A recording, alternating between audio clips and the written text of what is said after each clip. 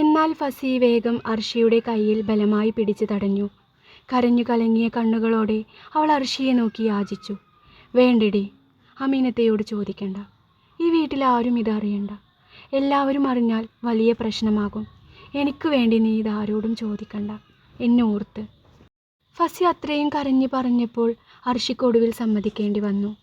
അവൾ ദേഷ്യം കടിച്ചിറക്കി ഫസിയോട് പറഞ്ഞു, ആ ശരി, ഞാൻ പറയില്ല. ഇവിടെ എങ്ങനെ ഇരിക്കണ്ട, നടക്ക്. അർഷി ഫസിയെയും കൂട്ടി മുകളിലെ മുറിയിലേക്ക് പോയി. ഫസി ആരോടും മുഖം കൊടുക്കാതെ വേഗം തൻ്റെ മുറിയിലേക്ക് കയറി വാതിലടച്ചു. താഴെ ഉമ്മറത്ത് ഉപ്പയും ഉമ്മയും ഇരിക്കുന്നു.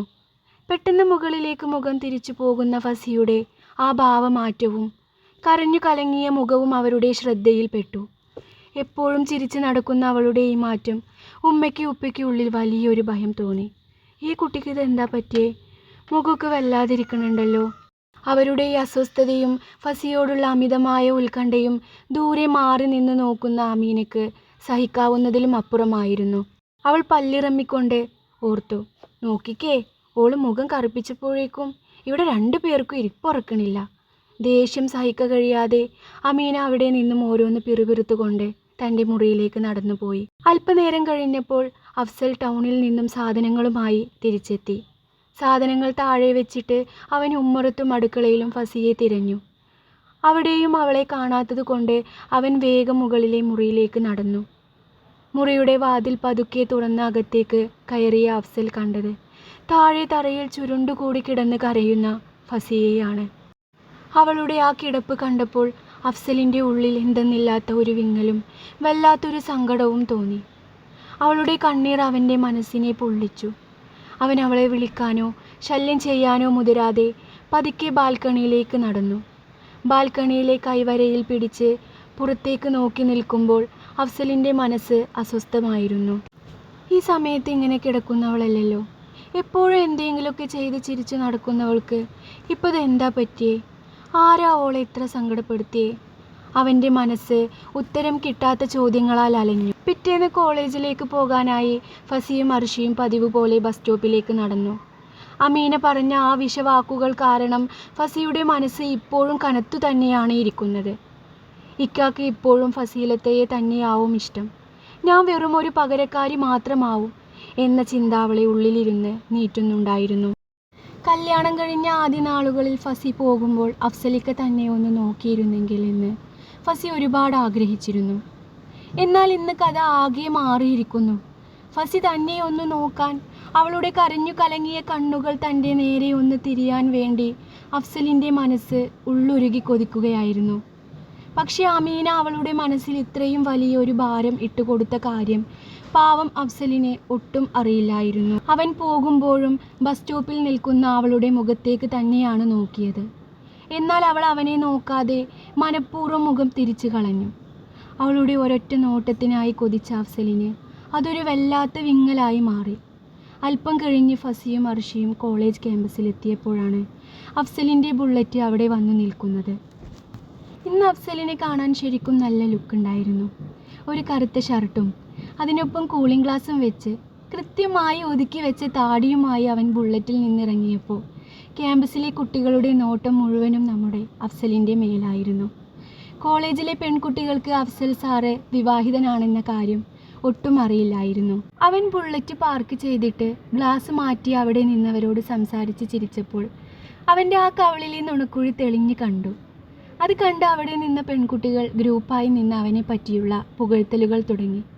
ഡേ നോക്കിക്കേ, അഫ്സൽ സാറിനെ കാണാൻ ഇന്ന് എന്ത് ലുക്കാ!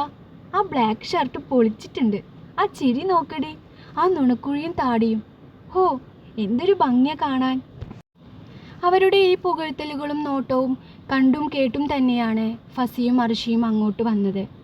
സാധാരണ ഇത്തരം സമയങ്ങളിൽ ഫസിയുടെ മുഖത്ത് നാടൻ കുശുമ്പ് വരാറുണ്ടെങ്കിലും ഇന്ന് അവളിൽ ഒരു ഭാവവ്യത്യാസവും ഉണ്ടായില്ല. തൻ്റെ ഭർത്താവിനെ മറ്റുള്ളവർ നോക്കി സംസാരിച്ചിട്ടും അവൾക്കൊരു കുശുമ്പും തോന്നിയില്ല. അവൾ ഒന്നും കാണാത്ത പോലെ പതുക്കെ മുന്നോട്ട് നടന്നു. അവളുടെ ഈ മാറ്റം കൂടെ നടന്നിരുന്ന അർഷി കൃത്യമായി ശ്രദ്ധിച്ചിരുന്നു. അവൾ ഫസിയുടെ കയ്യിൽ പതുക്കെ പിടിച്ച് ക്ലാസ്സിലേക്ക് നടക്കുന്നതിനിടയിൽ ചോദിച്ചു, ഫസിയെ, നീ ഇന്നലത്തെ കാര്യം വിട്ടതല്ലേ? അവൾ എന്തെങ്കിലും വിളിച്ചു പറഞ്ഞെന്ന് കരുതി നീ ഇപ്പോഴും ഇങ്ങനെ നടക്കുകയാണോ? നീ ആ കാര്യം അങ്ങ് മറന്നേക്ക്. അർഷിയുടെ വാക്കുകൾ കേട്ടിട്ടും ഫസി ഒന്ന് പതുക്കെ മൂളിയതേയുള്ളൂ. അവളുടെ ഉള്ളിലെ അഫ്സലിനോടുള്ള പ്രണയവും താൻ പകരക്കാരിയാണെന്ന സങ്കടവും അവളെ അത്രമാത്രം തളർത്തിയിരുന്നു. അവൾ പതുക്കെ ക്ലാസ്സിലേക്ക് നടന്നു. മനസ്സിൽ അപ്പോഴും അമീനയുടെ വാക്കുകൾ ഒരു മുള്ളുപോലെ തറഞ്ഞു നിൽക്കുന്നു. അർഷി ഇടയ്ക്കിടെ അവളെ നോക്കി ആശ്വസിപ്പിക്കാൻ ശ്രമിക്കുന്നുണ്ടെങ്കിലും അവൾ നിർജീവമായ അവസ്ഥയിലായിരുന്നു. അപ്പോഴാണ് ആ പിരീഡ് എടുക്കാനായി അഫ്സൽ ക്ലാസ്സിലേക്ക് കയറി വന്നത്. അവൻ അകത്തേക്ക് വന്നതും ക്ലാസ്സിലെ പെൺകുട്ടികൾ വീണ്ടും അവനെ നോക്കി പരസ്പരം കണ്ണ് കാണിക്കാനും ചെറിയ ശബ്ദത്തിൽ പുകഴ്ത്താനും തുടങ്ങി.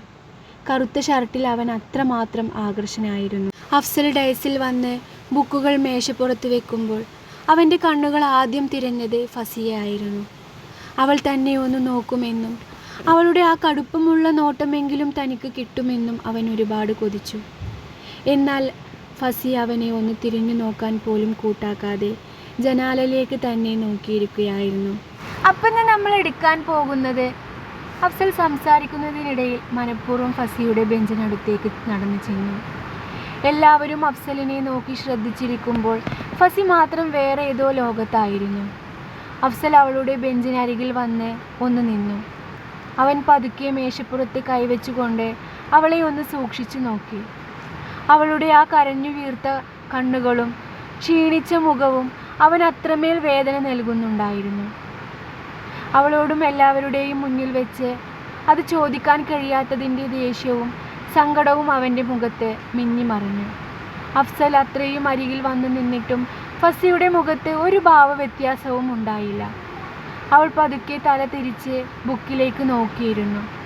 അവൾ അവനോട് തോന്നിയ ആ വല്ലാത്തൊരു അകൽച്ച അവളുടെ കണ്ണുകളിൽ വ്യക്തമായിരുന്നു.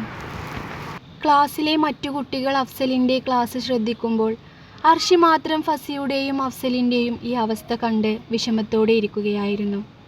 പരസ്പരം ഇത്രയും ജീവനാണെങ്കിലും ഒരു വാക്കുപോലും മിണ്ടാതെ ഇവർ രണ്ടുപേരും അനുഭവിക്കുന്ന ഈ സങ്കടം എങ്ങനെ മാറ്റും എന്നറിയാതെ അർഷി ആകെ അസ്വസ്ഥതയായി.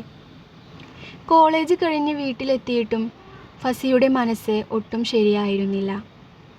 എങ്കിലും വിഷമചിന്തകളിൽ നിന്ന് മാറി നിൽക്കാൻ വേണ്ടി അവൾ റൂം വൃത്തിയാക്കാൻ തുടങ്ങി.